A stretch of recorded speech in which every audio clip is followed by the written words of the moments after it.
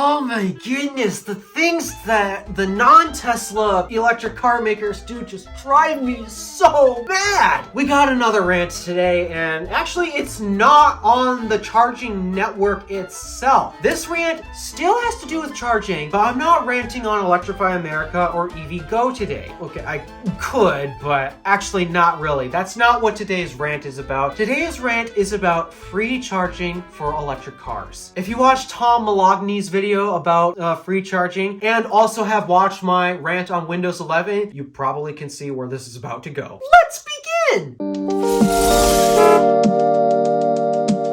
Okay, so right now, a lot of automakers, excluding Tesla, though Tesla did used to do this, and I think this is where the idea came from, but Tesla doesn't do anymore because they've learned from this lesson. But it turns out other automakers have not. The world currently wants electric cars. The government even wants it to the point where they're banning the sale of gas cars, so that means all of these legacy automakers, yep, they've gotta figure out how to make an electric car if they want to continue selling cars to us. And not just here in the United States, but also in other places like Europe and, well, yeah, you get the point. There's a huge push for electrification as well as for the ban of gas cars. And I probably should make a dedicated video ranting about the ban of gas cars because I disagree with that move, by the way. I totally disagree with the ban of the sale of gas cars. That should not be a thing. I'm sorry.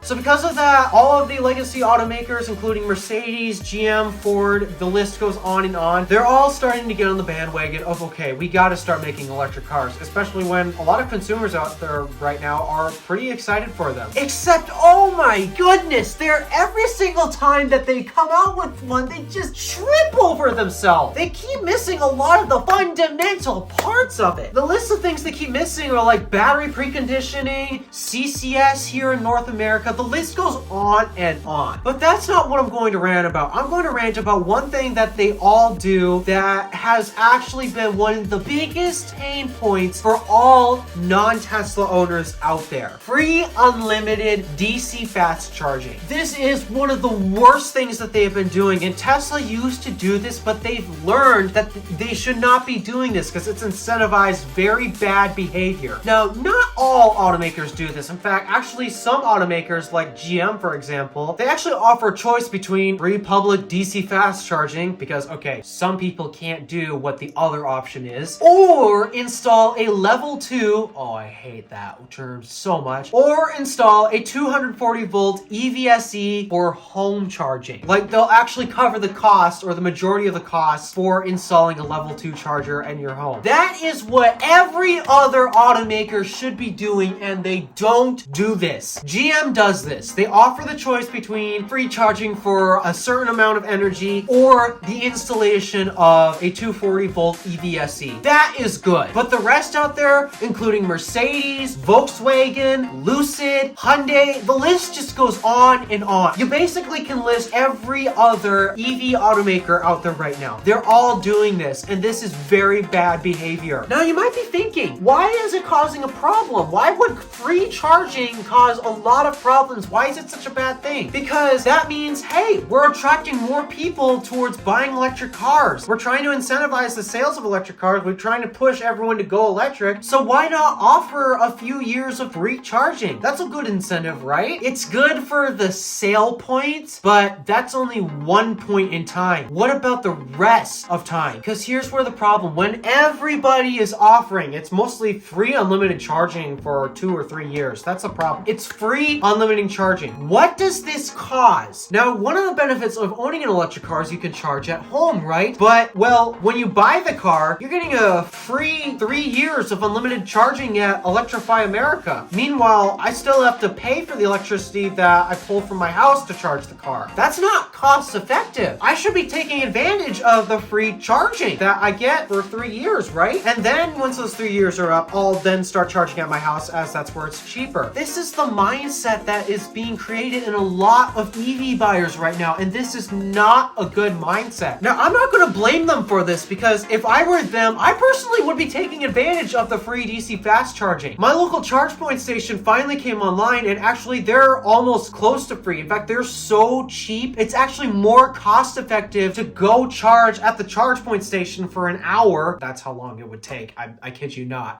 it makes more financial sense for me to go to ChargePoint and charge the car there for an hour. Hey, it's by the church. I could just have the car charging at church than to charge at home where I'm still paying for it. Because like the charging fees at that ChargePoint station, it's $1. It's $1 an hour. $1 an hour? Well, that's actually cheaper than charging here at my house, especially when, I kid you not, guys. UP Michigan, we get the highest electric rates in the entire nation. We're even higher than California. I kid you not. So because of that, yeah, it's much more cost effective to go charge on an hour, so you're only paying $1 for charging up your electric car. And in the cases where you're getting a free 3 years from your dealership every single time you buy one of their electric cars, yeah, it makes more sense for you to go to the DC fast charger and charge up there for free instead of paying whatever it costs to charge at home. And this is where the big problem comes in. First of all these other automakers, another big mistake, are relying on Electrify America. I don't know about you, but do you want to rely on Electrify America at this point? Especially considering how frequent their stalls are down and the fact that their new hardware is actually frying batteries, literally frying batteries. I kid you not. It is toasting them to the point where cars are being sent back to the dealership. Do you really want to incentivize free charging at a network that clearly can't support it? Because what happens is all the people who have these free charging, instead of charging up at home, they're going to go to the DC chargers where those are supposed to be used if you're in a pinch, meaning you actually need to get electricity in that battery quickly, or if you're on a road trip where, yeah, you definitely want to be getting electricity in that battery very quickly. But instead, what's going on is all of these people who live local to the chargers are just going to the chargers and charging up to 100% there.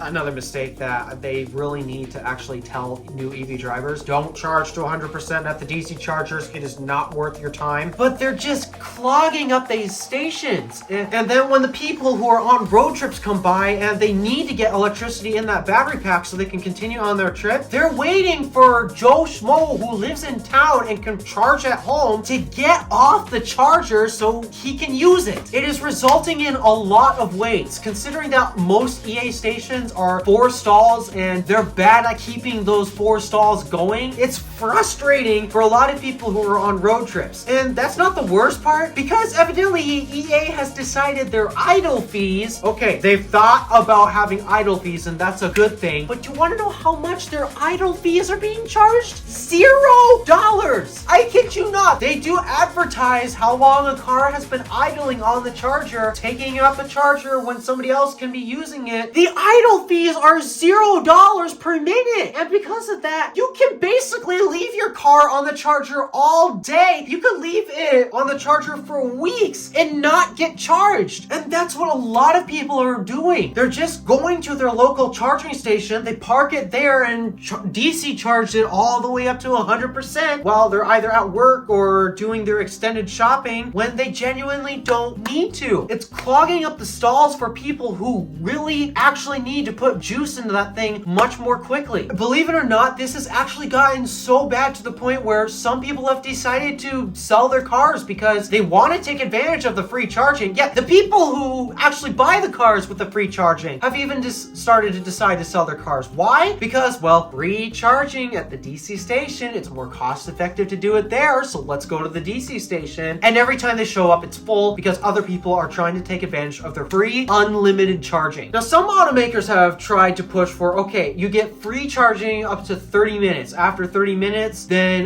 you have to start paying for it. Except, oh, come on, dealerships. People are smarter than that, because right around the 29-minute mark, they actually just end the charging session and then they plug straight back in, resetting that 30 minutes. So this is why free charging is terrible. Tesla actually used to do this, and this used to be a problem at superchargers. Since then, they discovered, oh, that's not a good idea. So while, yeah, you're paying a lot of money at the superchargers, be thankful that because of that, there's not many people clogging them up. So with that said, automakers, do not incentivize free unlimited charging. Some of them will actually give you free charging up to a certain amount of energy usage that you've pulled. So like, say, a megawatt hour of energy. Once you pull a megawatt hour of energy, that's it. Your free charging's done. You got to start paying for it. Okay, that's fine, because that is at a point where it'll expire, and well then, oh, I better be conservative on when I actually use my free charging, because it's only going to last for this many kilowatt hours that I buy. In that case, I better use it sparingly. Versus with free unlimited for 3 years, people are just going to continue to show up to the DC charger for 3 years, because you got 3 years, no need to worry. So yeah, automakers, you need to stop the free unlimited charging. It's actually hurting the sales of your cars, because people have actually decided to trade their cars back in because they want to take advantage of the free unlimited charging, because that's what you offered, and yet you basically